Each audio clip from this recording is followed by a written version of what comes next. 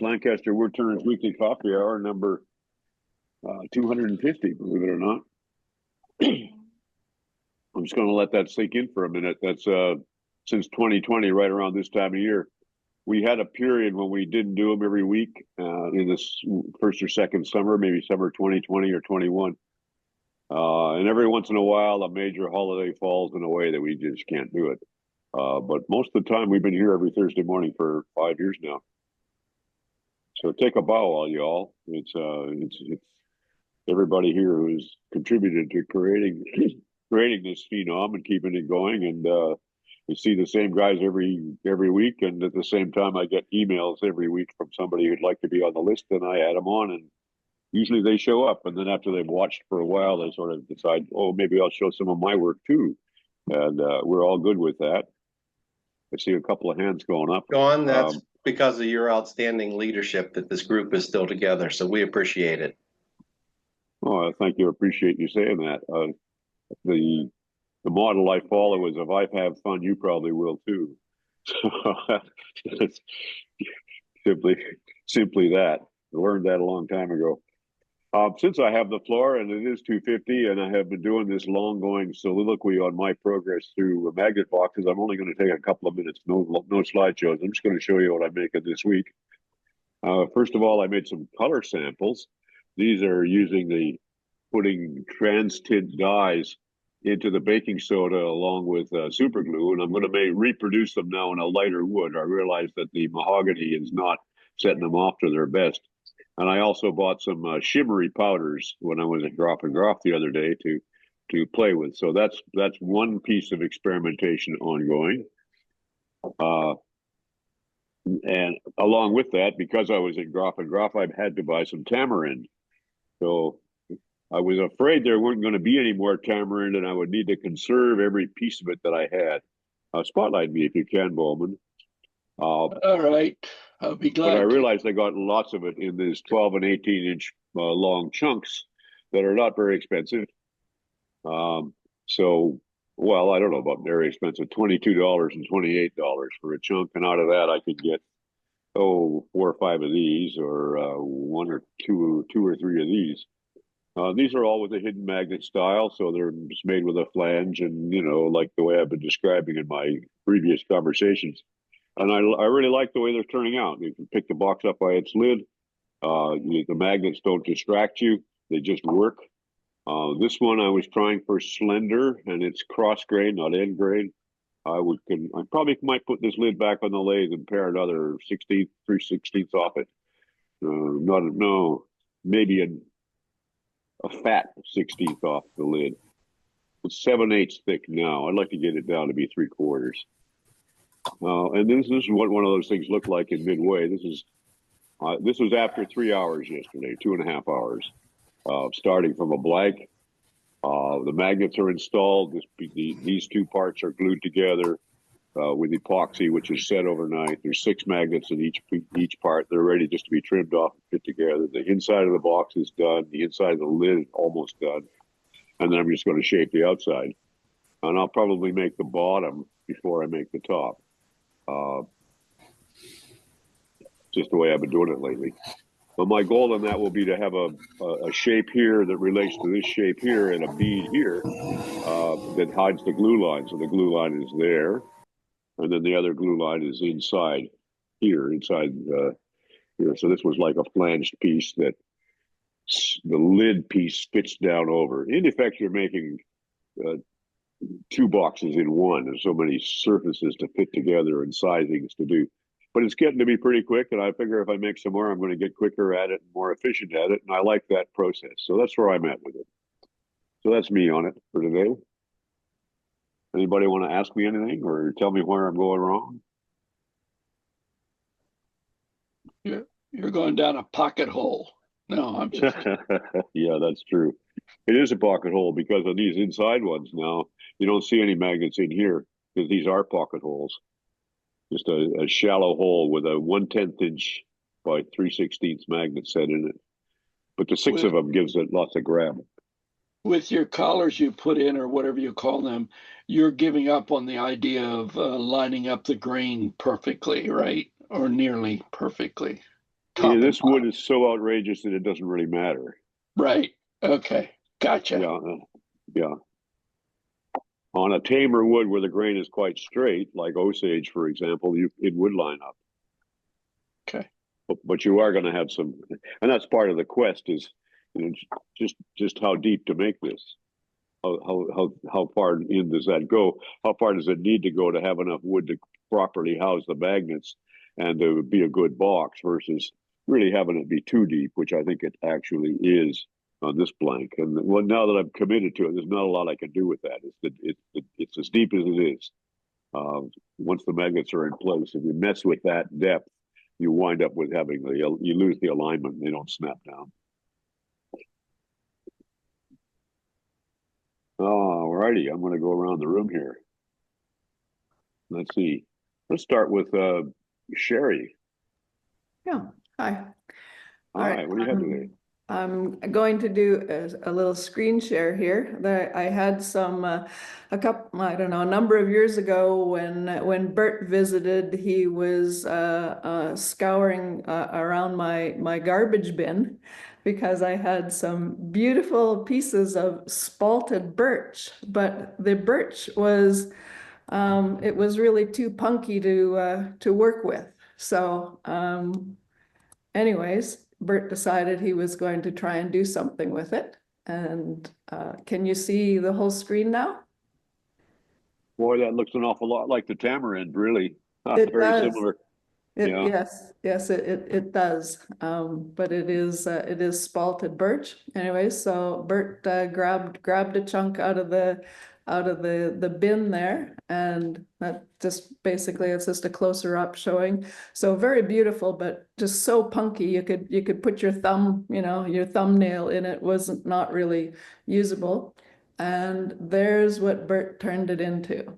A beautiful bowl with, I believe it's got an epoxy finish. And Bert, do you want to add any comment? Well, I just thought that that was a beautiful piece of firewood, and I think it looks better now than it did then. I agree. I agree. Bert, So how many coats of epoxy are on this? What's the finishing routine to get to here from punky spalted wood? That's Stu's developed this flood coat thing, and that was my first attempt at flood coating. So I think there was 2 layers or maybe 3 layers of flood coat on that, Stu. I think there's 4. Okay, yeah. Yeah, So I was learning, but it's that's where you put a flood coat on really, really thin and let it cure, and then put another coat on, and yeah, it's amazing. It's an amazing process. Stu's got it And while down it to a cures, it science. has to rotate slowly, doesn't it? Yeah, That's correct. Yeah. it'll turn for about 2.5 to 3 hours. Huh. And then just two more really quick things just to show Bert. Can I just ask a quick question? Did you stabilize that before turning it, Bert, or did you just turn it as received?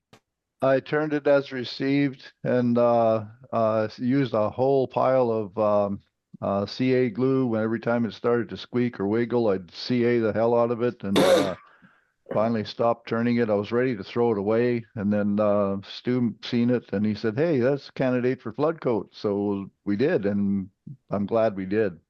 Yeah, it's a beautiful piece. And then just another quick little thing, when Bert and Stu visited a couple weeks ago, I just wanted to show you, Bert, I made a little teeny tiny vacuum chuck that that will actually hold a ball on the end. So if I had some light turning or something, I could probably get away with it. And then the last thing I wanted to show is I got my fancy bandsaw chuck, a jig, I guess you'd call it, created. So I have a strange practice of naming all my chucks and jigs so that it's easier for me to grab. So I call this jig Wilbert. So a combination of what mine and Bert's name. What are you going to use that for, Sherry? So if I wanted to do something like who's that, John Beaver that does the wave bowls, or if I have the odd time I have a round piece, and on the chuck and I have reason to want to cut it on the bandsaw. And so this allows me, I would have my bowl mounted on the chuck there, and I would likely put something under the bottom edge just to provide a little extra support. And then I can hold way back here, which keeps my hands far away from the bandsaw blade. And I am able to, I could put the miter sled in there if I wanted a straight cut, or I can use it just freehand to cut however, whatever shape I want, but it keeps my hands a far distance away from the bandsaw blade. So feels very. Now you would freehand that rather than rigging up a guide mechanism so that you could do a reproducible cut or a symmetrical cut or something like that. Am I right? Well, it could be used either way. So the way you see it right now, it is freehand. I could put in the, as I mentioned, the miter sled and hold it against the miter sled. The miter sled itself, I could change an angle if I just wanted a single angle and hold it that way. Or what the modification that I'm thinking of making is to come up somehow where I can do a compound cut. So Bert has challenged me with that. I've got a few ideas, but I haven't done anything with it yet. Barry, Go ahead. I really like that thing. In fact, I have one, I use it, I love it. Most people turn a bowl and then try to cut it in half or cut whatever they're doing. If you leave your blank square with a tenon on it and cut whatever you want in it and then turn the bowl, you can make an S-shaped cut. You can do all kinds of things. I love that thing. Life's too short. I don't have time to make all the things I could do with things, but that's just wonderful. Yeah, great job. How do you it seems attach to me it? you could guide it against a pin and you could make a very symmetrical curve too. If you had a pin, a curved piece and a pin, I don't know, a curved shape to steer it against. Yeah, I think it's got a lot of promise for a lot of different things. But for me, it was just like, I also have a bunch of blanks that are round, but they're too thick. Like I want to slice them. So I could put a tenon on it, grab it on this unit now, and then I could slice it thinner. So I don't know. Do you figure you'd lose less wood that way than if you just put them on the lathe and parted them off as discs? They're too big. They're like 13, 14 inches diameter. Yeah. So yeah, that gets a little hairy. How's the chuck attached to that on the back? You saw on the front of the chuck, but how's it actually attached? Is it screwed on there? Or Yeah, I realize in hindsight I should have added a few more pictures for you so you could see, but yes, there's a few holes. Just a moment here. Let me share again quickly. So on if you look closely, you can see a hole right here. So there's actually a few holes in case I wanted to mount this lower. But yes, there is a piece of M33 threaded rod that has been drilled and tapped, and then there's a bolt and a washer that fit into the M33 threaded rod. Like the bolt goes through the wood and the rod just basically butts up against that, and then the chuck threads onto the rod. Does that make sense? Yeah, it makes sense, but could you do us a favor and actually make a couple of pictures and show them to us next week? Absolutely. Thank you. Yeah. Couldn't you just taken a 1x8 or 1 1/4 by 8 bolt and threaded it in the back of the chuck through the back of that wood? She did. She did it with a metric thread. Yeah. Yeah. M33 is exactly that.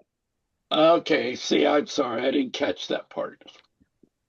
John Beaver put a slot where your bolt is going through that L-shaped board, the 90-degree board. He put a slot in there, the width of the M33, and that way you can adjust the chuck up and down to get whatever height of pieces you're cutting. Also, he made, I don't remember what he made. I made a wooden threaded bolt to go in from the back of it. So mine's about 3.5, 4 inches in diameter with a thread on it. And I can adjust the chuck up and down. And that gives you a lot more flexibility, I guess.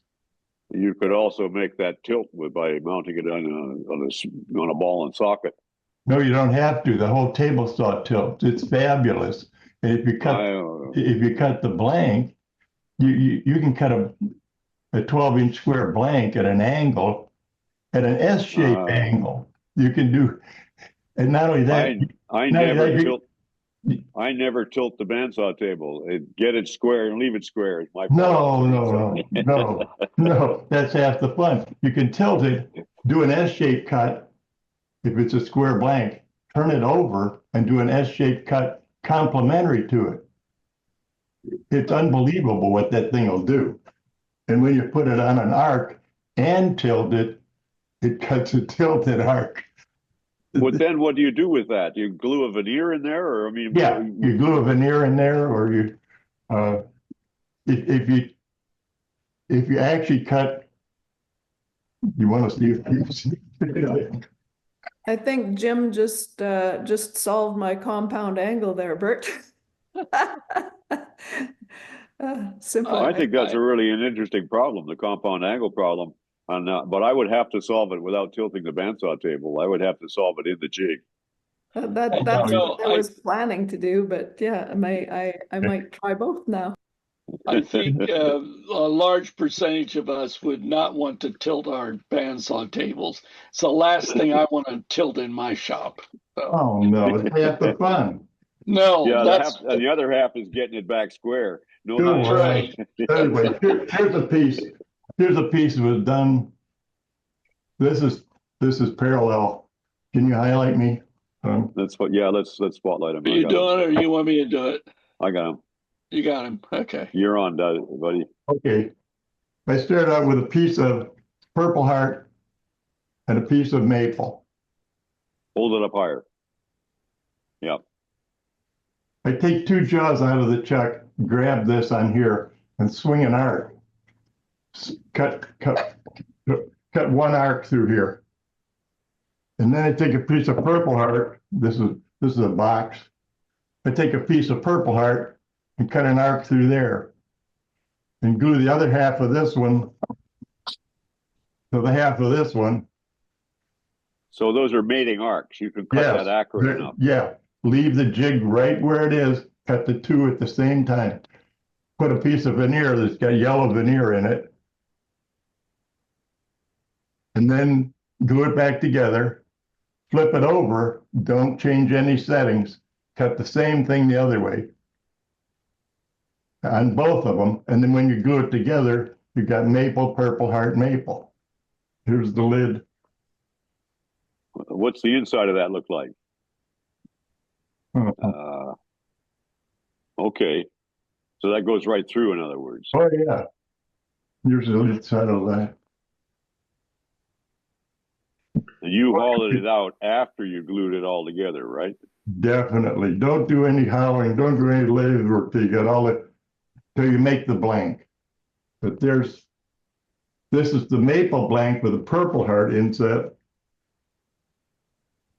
These are 2 boxes that were made with the Purple Heart with the maple section of that one. Well, you need some maggots in there. There it was. Well, and I put a yellow heart trim in it, but also I made one with the big section on the bottom, and the other one I made complementary to it with the big section on the top. But both open one of those up again, and then are they both the same way with so there's a flange on the lid that fits inside the box bottom. There is on this one, yeah. Yeah, and it was on the other one too. I mean, well, yeah, the other one, yeah, that's right, yeah. I don't know why I did that. I don't know why I do a lot of things, but anyway. Can't make the light go in there. There, Yeah. but it's the same as this side. Is that what you were going to show us today, or you got something else up your sleeve since we got you on screen? Oh, you'll like this one. This is a prototype. Just remember that. These are intersecting hollow forms. There's a cherry one on this side and a maple one on this side. Now, this is parallel offset. I did these in rings, but this can be done in one piece of wood. And maybe someday I'll do that in one piece of wood, but right now I just did this to show it, but this is parallel offset. Now, those don't pivot to a single cylinder, do they, or do they? No, they can't pivot. This won't pivot into here. Yeah. This is actually Oh, yeah. a hollow form with this section missing, and this section fits into it. It would Now, why do you want to do that? I'm not sure. Sometimes I wonder. But anyway, if I made these, this is, like I said, it's kind of a prototype. It started out to be one block of wood. I was going to turn one block of wood into this. And I thought, well, before I do that, I better just try this. But you can put on this axis, you can go down through here and turn this one. And you could do on this axis, you could go down through here and turn this one. You can't do, yeah, you could do this from the end, yeah. But anyway, if I make this bigger and I make these 1/4 inch thick, it would take away, this is almost too big a slot in here to keep the definition of that shape. It looks good on a drawing, but when you get it up here, it doesn't. But anyway, from this, you could go thinner and more sections and do it in bigger. You could do these 5 inches in diameter. This one's, each one of these, Isn't it? and there's a dowel down through the middle. So those aren't turned on the multi-axes. Those are turned and then put together with the Individual, dowel. yeah, they're Yeah, drawn all and right. turned. Each That's one where is you are. turned. Yeah. I thought you were turning that like a crankshaft, and you said 5 inches. And no, wait a minute. How is he doing that? Well, it can be turned on a, if I made it out of one piece of wood, it would be turned on a crank like this. And this would be one center, and this would be flying around it. You know, isn't it an awful lot to balance on a spindle like that? Or you need some end plates, I guess, to do it with. I learned to turn on a shopsmith and they bounce all over the room. So I just follow the lathe wherever it goes. But if you were turning this one, you would go down through here and you got to watch you don't hit the sides of these. You'll only do that once and then just pay more attention. But anyway, you turn this one through here. This end one, you'd have to turn through the end. I could check this and take it off center. Yeah, you could. And turn the ends of these. And then the rest of this could be turned off center through these slots. And then you would just change the center and change the center to here and turn these through these slots. That could be turned out of one piece of wood. I'm really looking for you, Jim. I'm really looking forward to the one that you make out of one piece of wood. Hopefully, you'll take some pictures as you go. Well, I got other things I'm making now. Anyway. Hey, Jim, yeah. The one other thing is, the first thing I'd do is drill down through the middle and put a brass rod in there, because I don't know how you're going to keep them from breaking off. Oh, you do fine cuts, but when you drill down through, you keep the drill in there, and that stabilizes the whole thing. That's like when I do those drums. The drums are all turned. That's something else. Anyway, a lot of times I have a block of wood, and I want a tenon on it, and there's no tenon. Well, you can use that woodworm if you want to mess with that. I found this is just a block of wood turned around with a number 12 screw, I don't know, 1.5 inches in it. You can screw this onto anything and grab it with your chuck and turn it. And now they can take it out and put it somewhere else and turn another center and put it back where you had it. And it just makes a tenon so simple. You don't have to turn a tenon on a big block of wood. Anyway, I made a couple of these and yeah, Well, that's your tenon, right? You just this would be a that into tenon. piece of wood. You Yeah. can take a block of wood like this. You don't lose it. You don't can lose an screw inch of this wood on to here. the tenon, right? Yeah. Yeah. And it's just that if I turn in reverse, I have to have another hole in here. I have it marked. I have it marked, but I didn't do it. But if I turn that lag screw has to go into a place that's going to be hollowed out later on. yeah.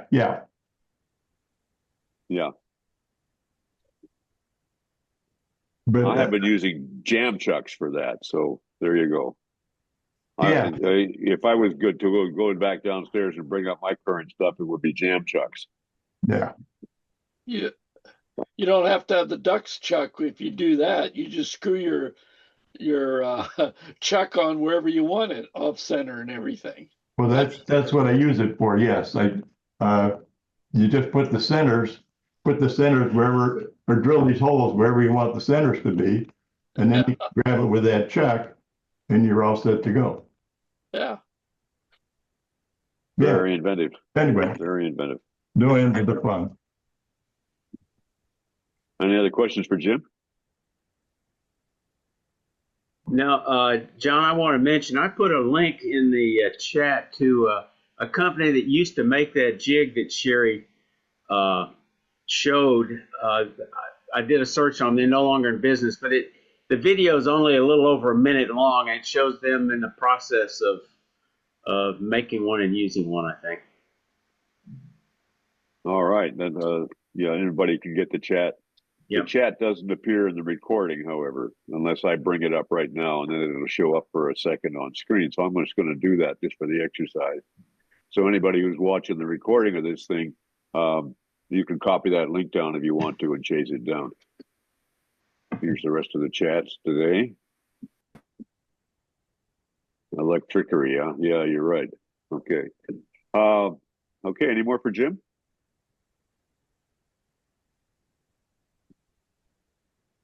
All right, I'm going to give it over to Bert now. Bert? Okay, I'm going to do a quick Belcher after Bert. Do a quick share here. Won't be too long. Can everybody see that?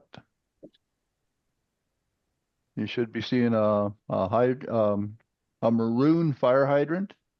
That's what we got. My neighbor's father passed away 3 days ago, and him and his mother contacted me. They'd seen the red one. I'd made a series of commemorative urns for the same family for John to write a letter to each of his kids when he was diagnosed with terminal cancer. So he made all these little miniature fire hydrants, and he loved them.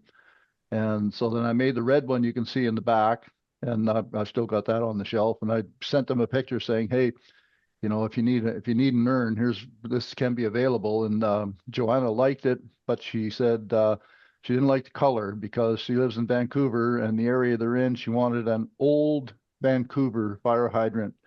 And she gave me some specifications, said it should be maroon. And 3 days ago, I started this, and this morning I'm putting the final coat of Osmo on. He's going to pick it up this afternoon and head back to Vancouver.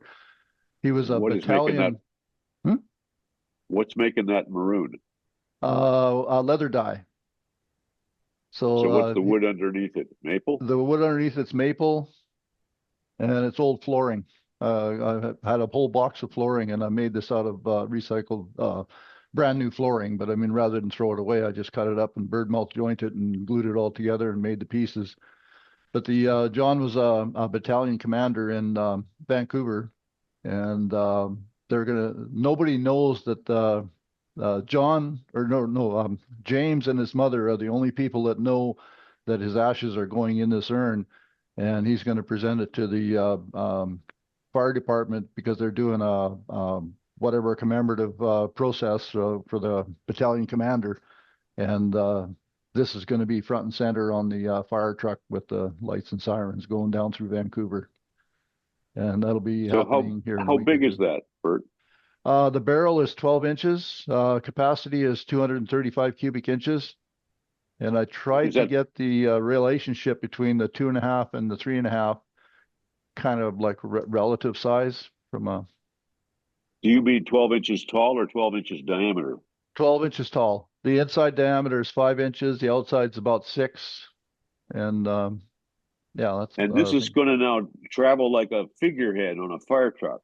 Well, I'm not sure how they're going to do it, but that nobody knows that his urn is a fire hydrant, and they'll find out when James and whatever carries it in. That's they know they're going to have a procedure for it, but or a process. But I was honored that they were able to ask me to see if I could make something special, because I did meet the guy, and we actually did Zoom calls from his shop to my shop a couple of years ago. So it was kind of a personal interest story. Anyway, that's all I got. I just got it done, and they're going to pick it up today. And a couple of weeks, it'll be riding in a fire truck in Vancouver. Well, don't end your share yet. I was going to ask you about the pyramids down there with the holes in them. Those are out of your plastic cat 3D printing machine, aren't they? Well, actually, no, those are probably 25 or 30 years old, but that's I could 3D print them, but I coated this with Osmo, and if you know Osmo, if you don't let the air get to Osmo, it will not cure. So if I just had it sitting on a piece of paper towel, the bottom would never cure. So I had to put it on these little stands to cure it last night. I put pieces with fresh Osmo on them in a wire basket, like you would have papers in an office. Same reason. Yeah, exactly. Osmo won't cure unless it has exposure to. I usually put my circulating air filter fan on, which just causes enough of an air current for the Osmo to cure a little quicker. Comments and questions for Bert? Bert, is that stave construction? Yeah, that's birdmouth joinery. Whoops, birdmouth joinery on the barrel, and then the rest of it's just flat glued. You can see the red fire hydrant in the back. It's a little bit smaller. I think it's only 11 inches tall, but it's birdmouth joinery and stave construction. Yeah. And with a metal insert, I guess for the thread. No, I thread all my own. I make wooden threads. There's a 2 7/8 threaded plug in the bottom. In the bottom, the top doesn't thread off, or the side plugs don't thread off. No, the side plugs are just decorative. I was thinking of doing that, but no, they'll never come off. You fill it through the bottom, and yeah. But I make all my urns have threaded wooden plugs. And does that lock in place somehow, or is it just a real tight fit, or do you glue it in, or what's the procedure once you get ashes in there? Oh, the plug has got a slot. I should have took a picture of it, but it got you can see the plug is sitting on the bench right at the bottom there. You can see I've got a biscuit stuck in the slot. So I've got a sled for my lathe to carry my biscuit jointer, so I can run it into the plug and make a slot. And then I send a biscuit with the unit, so they just use the biscuit as the wrench, and they screw the threads into the bottom. And if they don't ever want to open it, they just put a drop of glue on the threads, and it stays closed. But yeah, that's right. I don't know if you can see the plug. You can see the plug with the slot or the biscuit sitting on the bench. Yeah, it looks like it's fit up with a key ring. Yeah, I got stuck an elastic band on it, because when I send it to them, I just put the elastic band around one of the nozzles so that they don't lose the wrench in transit. Any other comments for Bert? Anyway, that's all I got. Okay. Thanks very much, Bert.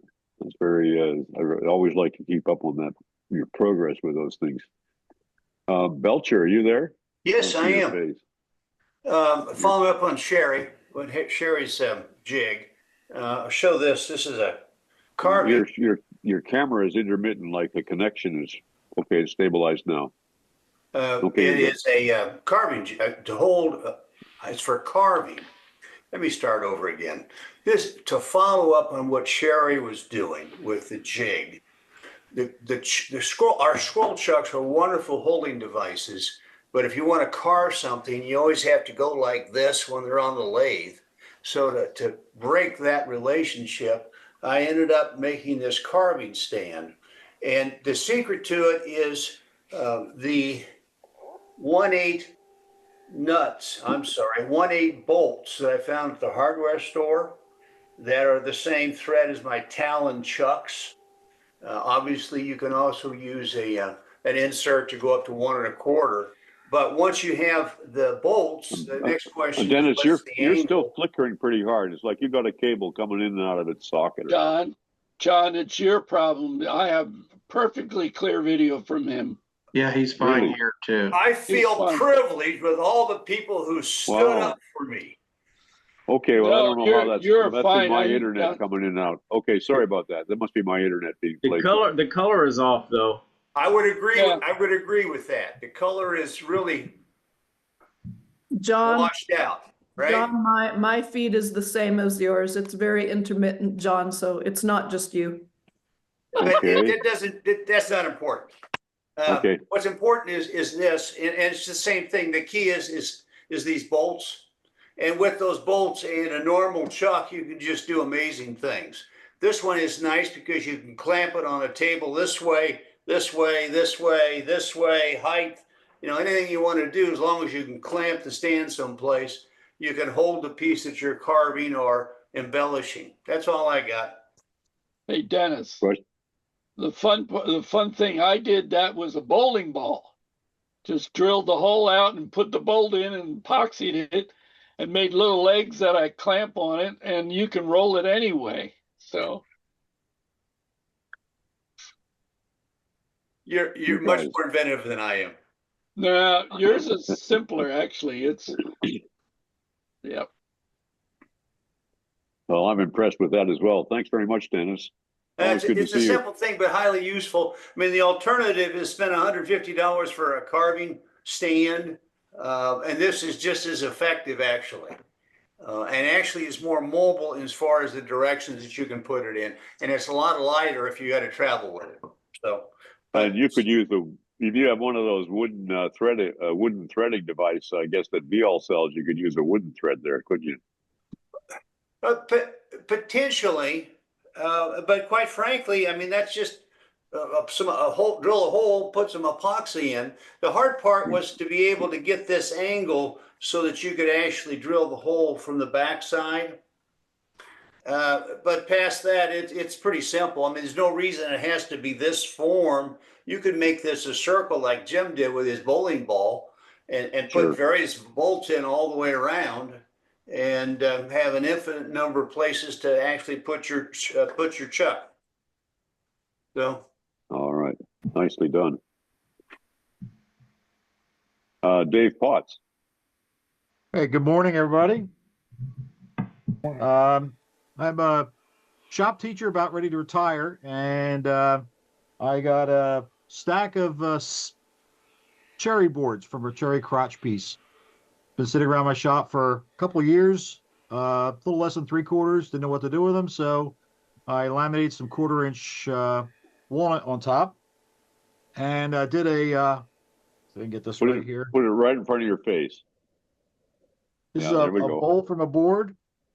Right in front of your face. Yeah, there you go again. You're good. You're good. You see, it keeps hold still there. Perfect. Okay, so this is a bowl from a board, and I'll rotate it this way. Again, get it in front of your face. Your camera will find that. Okay, there you go. Perfect. Thank you. So I used this as I did a HAL demonstration in my class yesterday with a laser engraver, and we just laser engraved our little slogan on the bottom like that.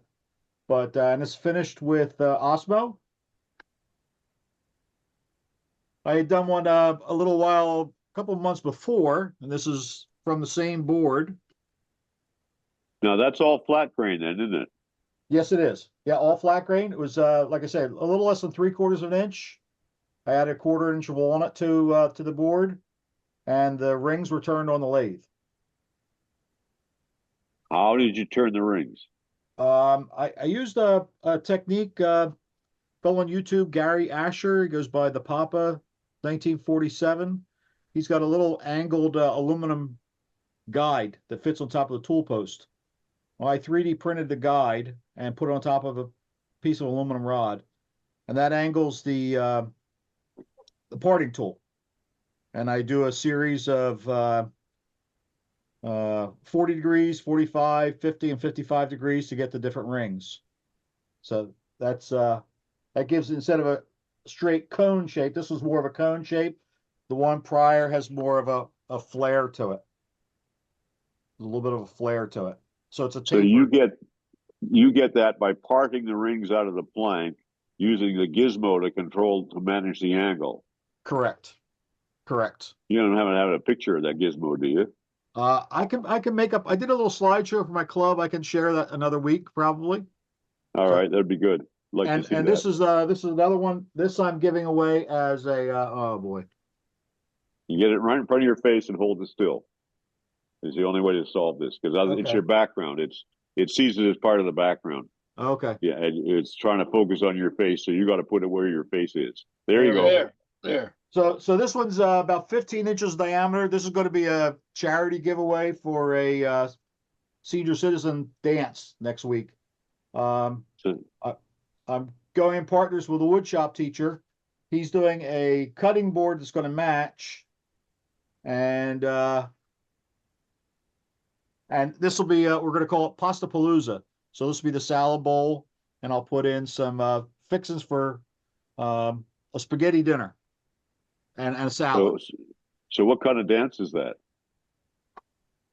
It used to be a nighttime dance for senior citizens near our school. Now we do it in the afternoon because more people come out in the afternoon for a luncheon than they would for a dinner. So, and usually we have maybe 50 couples that show up, and we try to have 50 door prizes. And what kind of tunes? What kind of dancing? I've never been, so I don't know. I think it's a mix, so. Any more questions for Dave? That's really nice stuff, Dave. Great to see it. Thanks. So Dave, when you're cutting the boards or the rings out of your boards, do you have a backer bracket so that the ring comes loose? It doesn't go flipping around like a hula hoop? I do. I have a little gizmo set up sort of like a goalpost. It's got two struts to come up. So when I do part through, it just kind of stays there and floats. I've never had one break off. This is probably maybe the 18th series that I've done, 18th bowl this way. Great. I'd be very interested in seeing that setup. Look forward to seeing a slideshow from you about that. That would be great. Yeah. I did a howl session for my class on the Duxbury chuck last fall, and that's set up, and it got a good reaction from my club as well too. And we did a couple of series of offset pendants and things, so very nice. And all that stuff I learned here from you folks and from Jim, and following around on YouTube. So where are you, Dave? I live in Bordentown, New Jersey. I'm right across the Turnpike Bridge from PA. This is my 44th year as a shop teacher. I think it's time to get out, but is it high school or technical? Junior college, high school? What level are you teaching at? I teach high school. I teach 9 through 12. I escaped from the wood shop 42 years ago, mostly, and I teach graphic design most of the time. So I was taught not to make your avocation your vocation. So it's a good change for me. Good point too. I agree with you. Well, after you do 120 projects a day, the last thing you want to do is go home and do another one. So yeah, you take the fun out of it once you start measuring out in dollars. Right. You can't separate work from work that way. So this way I have work and I have pleasure, and I can combine the two. I agree with the point of view. Okay, I'm going to pull the spotlight off you. Thank you. If there's any other questions for Dave? Okay, Bowman, falls to you. Yeah, this is probably going to be a lot of credit to Toby. My daughter-in-law, my granddaughter, was in my shop the other day while I was making a project for her parents for Easter gift, and she brought front a punky 14-inch piece of wood and said, "Pa, what's this?"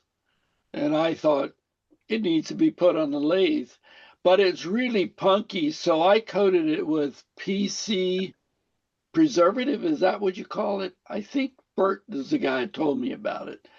And I thought, well, it became an experiment for dyeing wood. I'm going to share, but I have the images all on my Facebook, all on my Adobe Photoshop. Okay, let's share this. Then I can drag them around. You can see that one, right? There's one of them behind you too, yeah? Same piece. There's more. Yep. I'm going to drag them around. I don't know what the wood is. It's very light, but that's part of the punkiness. It's obviously spalted at some point. And then my next question was, can I dye it after I put this PC preservative on it or whatever? It's a liquid you brush on, let it dry overnight, and gets rid of some of the punkiness. Well, this is what I got. Let me see if I'm doing this out of Photoshop just because I didn't have time this morning to stick them up in my folder. The grain, that's the grain, and I decided to do blue and green in the outside. I tend to do a lot heavier than, shall I call Toby my mentor on dyeing. And it also was rather funky in how it took to the dye. Normally so on the side view, you got to get to the side view. We need to see it. Up, sorry. Didn't I do it? Okay, I can't do it this way. It has to. I can only do it one at a time. I thought I could drag them. Okay, well you could. Here's what you could do then. End your share. Yep. And then that'll leave you spotlight. You haven't ended. Yeah. Okay. Now duck down so we can see the bowl behind your head. Okay. That is heavy, blue and green. Heavy blue and green. I put black first along the top rim. And also this, I couldn't cut the rim. It wanted to chip out a lot or knock chunks out. So I put it on a chuck on the tailstock and stuck my big old lathe sander in and just drove the edge against and cleaned it up nice. And then I dyed the inside with orange and yellow. Orange first, yellow. And I tend to then take alcohol because they're alcohol based the way I'm working. And I tend to smear it around a lot so they get this different, they get blended. You don't have a distinct flavor to it. So. Are you using TransTint dyes that you buy in water and adding alcohol to them? Is that what you're doing? I have my early dyes are TransTint, and then I went to Chroma from I forget which company it is. Chroma dyes, Chroma color dyes, I believe they're called. Chroma so I have tea, a mixture. Yeah. Both of them are alcohol. I use the TransTint as alcohol based. I don't use water. And then the other ones are alcohol based, actually in a shellac base. And they tend to be a little more prepared. Your dilution works differently. So. Hey, Jim, I have two things. Well, first for John, that was a great way of getting Jim to bow to you. That was fun. And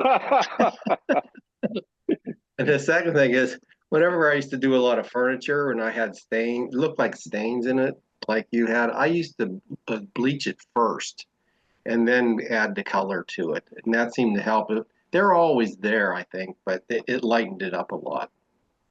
Huh. Yeah, it's a 2-part bleach. Yeah, I didn't think about that, but yeah, I was just thinking, tell you what, I'm going to do. Yeah, it's an interesting experience. First off, just knowing what they'll do. I'm on an adventure to see. Anytime I have a chunk piece of wood, I just say, hey, well, maybe it's time to try a dyeing experiment. I wouldn't want to put it on really good wood. I'm sorry, Toby. But I think they're great the way they are. Jim, one of the options you can try is I used alcohol-based dyes, but I went to Tandy Leather, and they have leather dyes. They have a fantastic range of various colors. That urn I showed earlier, that's done with Feebing's maroon alcohol-based dye.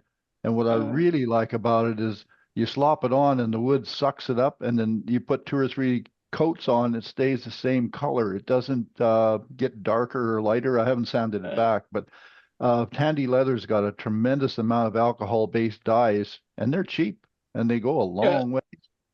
They're called leather dyes, aren't they? Yeah. Yeah, they're leather dyes. They've got alcohol-based, water-based, mineral spirits-based, shellac-based. Like they got a whole series of different kinds, and I use the alcohol-based ones, and they just work really good. I'll confess something here.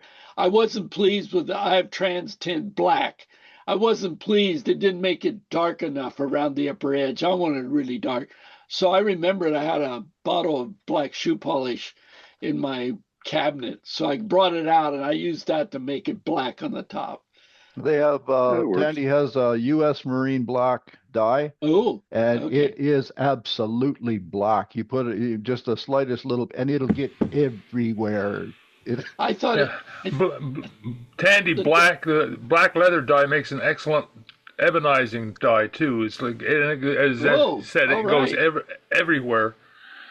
Don't touch it to your skin.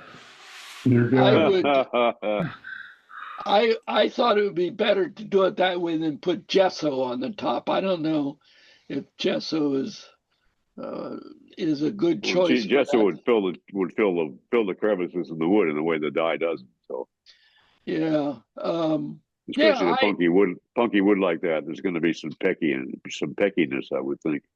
Yeah, in fact, I can see it.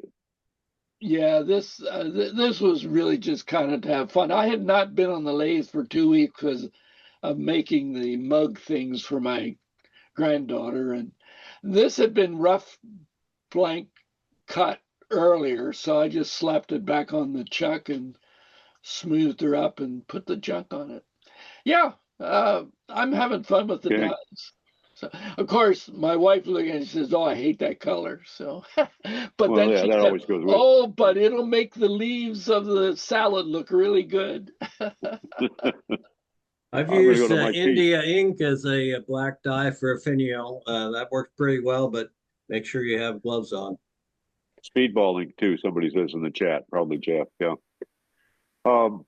Mike Peace. Okay, Dennis had his carving jig. This is one I made based on one that Barry Price had shown some time back. I did a video on this. You know, this is turned, and this is turned, and the inside is turned. It's got a bolt on it. So you can pivot this and tighten. You can pivot this and tighten. You can pivot this, and it mounts on your lathe. One of the things I learned from my carving guru, Mike Davies, is that carving height ought to be the same as lathe height, spindle, about elbow height. So this winds up placing it up kind of high.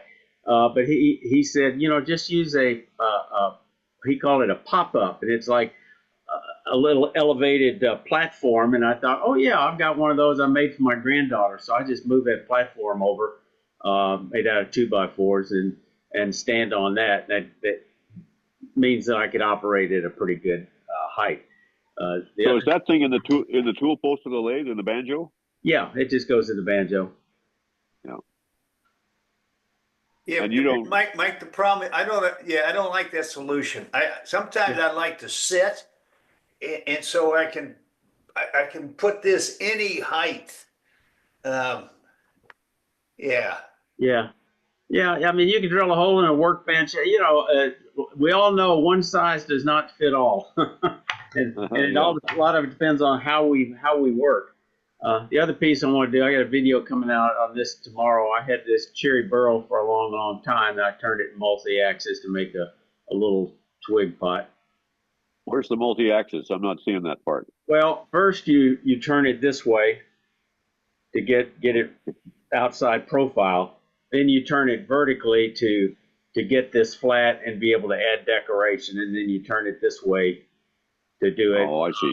Yeah. This block was not long enough for me to turn a tenon. Otherwise, you also turn a tenon when it's going this way. But I just glued a tenon on it with CA glue and then popped it off with a chisel. Nice work. Do you have a test tube in there? Or are those? I have a test tube I can put in there that does fit if you're gonna put a bud in there with water. I just chose to put these in here for, this illustration. How did you Those hold are it, wooden- Mike? How did you hold it wooden when you were flowers, are they turning not? the second axis? Let me think about it. I did it between centers Okay. and then chiseled off that little bit of nub. Okay. So it really wasn't an issue.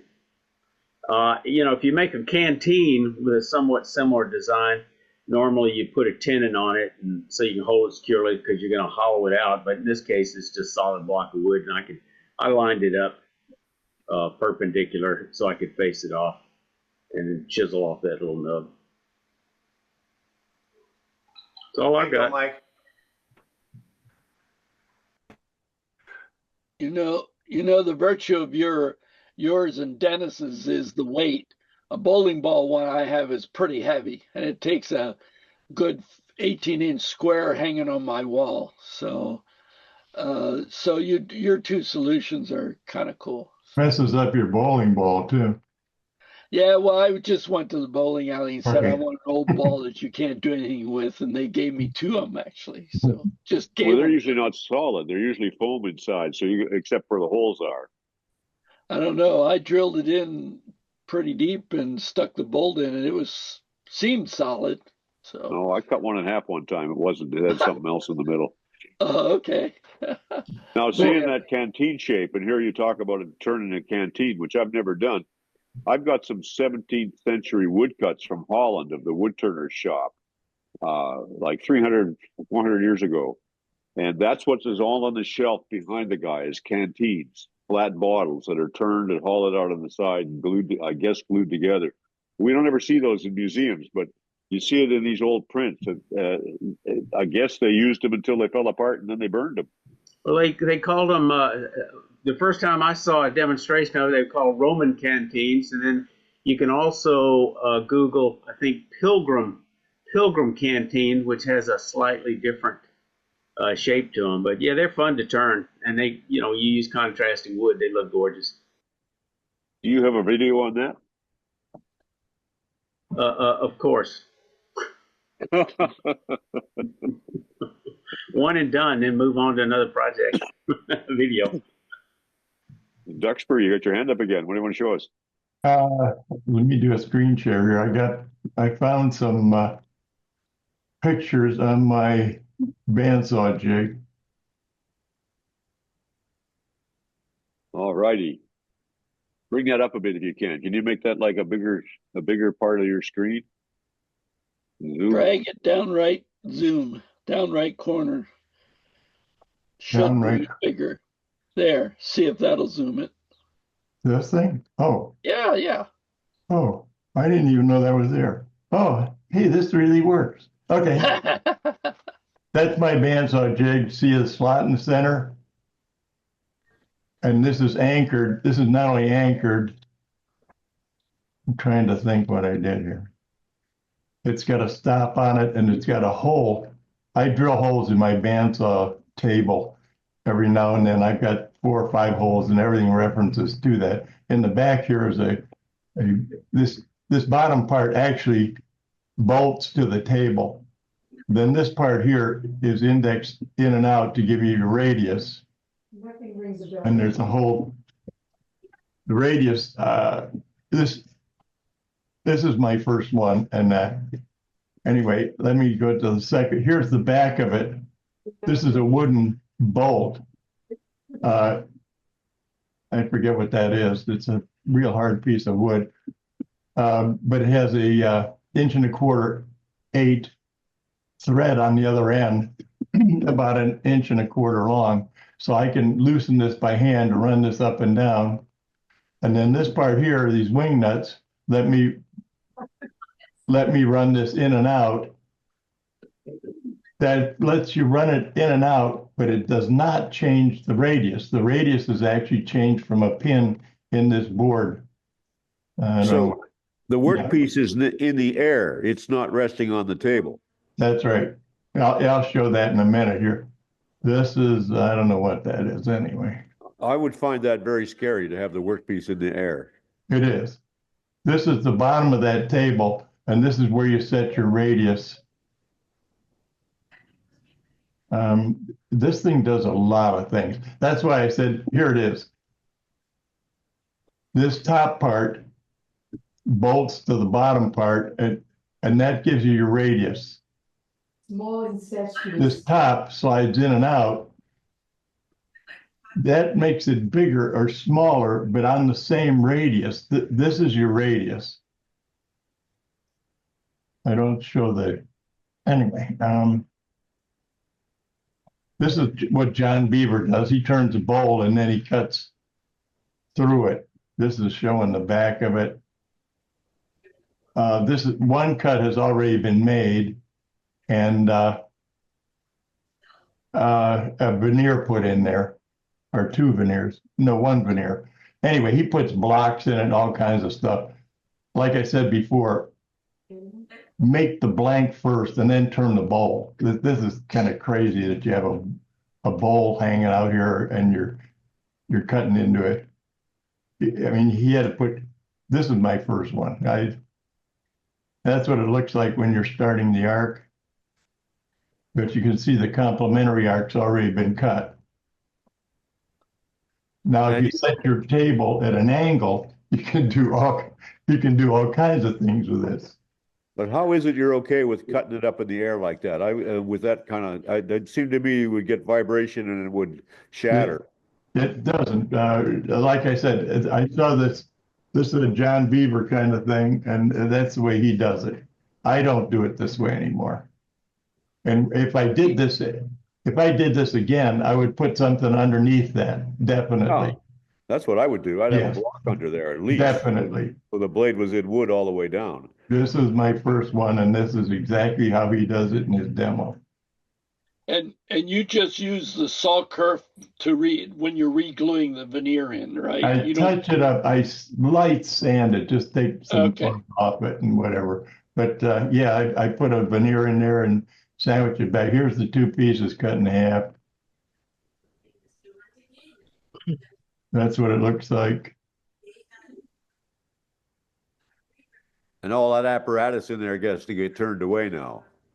Yeah, yeah. And it's a total waste of time. If you do this with a blank of wood, you don't have to have all this stuff and turn the bowl. Right, right. Anyway, like I said, it's my first one. This is the way he does it. And that's what it looks like on the lathe. And when I do that, I make sure I put a new bandsaw blade, and I use at least 10 threads per inch. So you don't have to hardly sand anything. It almost gives a glue-ready finish. If you use a brand new bandsaw blade with lots of teeth on it, it gives a real good finish, even off a bandsaw. You know, another one I found is by mistake. I went to buy a, I don't know, 4-tooth blade, and they didn't have one. The guy had a 4-3 blade. It's 4 teeth. It costs twice as much, but it's 4 teeth per inch. And then 3 teeth per inch. Yeah. And it gives a different harmonic or something. It does, like I say, it costs twice as much, but this is what you end up with anyway. It makes a very smooth cut. I've seen those blades. Yeah. I don't know what else on here, but anyway, I just found this. Here's the bowl. So if you wanted a thicker piece of veneer in there, would you do multiple layers of veneer, or how thick would you go with your veneer before you had to go into multiple layers? Like I said, I would not do this again. I would not turn a bowl and try to cut it in half. If I did this again, I would make 2 of them. I would make this. I would make this cut on one, put the other piece in, make this cut on the same thing. Take the first piece and glue it to the second one, and then you can make any thickness you want of cut in here, because you've got another, this would be another whole color up here. And then you turn them after from the blank. And then once you glue that back together, make this complementary cut, do the same thing. And then this whole thing would be a different colored wood. This would be a teardrop shaped piece of the complementary color. Well, that's where I get off the bus with you. I don't want that to be a complementary color. Okay, well then you could do it all the same. Then you could do it the same and without changing the radius, index the piece back and make a complementary cut on here. And then instead of being a piece of veneer in here, you'd have that, you could make it a 1/2 inch thick if you wanted. You understand? Is that right? Yeah, we got it. Okay, I'm going to end your share. gotcha. Real Go back to briefly, all screen just for a minute because we're gonna wrap it up since it's crescent after 11 o'clock. Anybody want last words you want to make? Last questions for Duxbury? real quick, I did what Duxbury did, but Yeah. I did not cut it on that. It looked just crazy. I did everything on a square block and glued the laminates in a big vise, and then I turned the bowl. That's the way to do it. Makes a lot more sense to me. Exactly. I'm with you, Carl. Yeah. I wouldn't do this again. That's just the pictures I found. Well, I'm glad you did. Thanks for bringing them along, and thank you all for making this thing work for 250 times. Thank you, John. Because that's how it works. People bring stuff along. And we'll see you all next week. Congratulations, John. 250. Wood shop. Thank God for wood.